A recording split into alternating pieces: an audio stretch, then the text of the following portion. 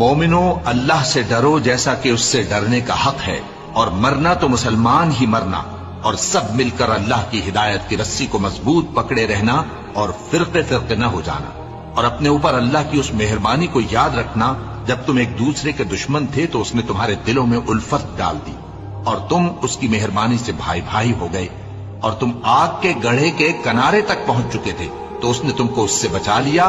اس طرح اللہ تم کو اپنی آیتیں کھول کھول کر سناتا ہے تاکہ تم راہ راست پر رہو۔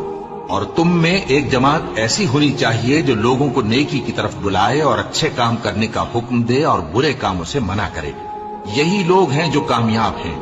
اور ان لوگوں کی طرح نہ ہونا جو متفرق ہو گئے اور صاف احکام آنے کے بعد ایک دوسرے سے اختلاف کرنے لگے۔ یہ وہ لوگ ہیں جن کو قیامت کے دن بڑا عذاب ہوگا، جس دن بہت سے منہ سفید ہوں گے اور بہت سے سیاہ۔ تو جن لوگوں کے منہ سیاہ ہوں گے ان سے اللہ فرمائے گا کیا تم ایمان لا کر کافر ہو گئے تھے؟ سو اب اس کفر کے بدلے عذاب کے مزے چکھو۔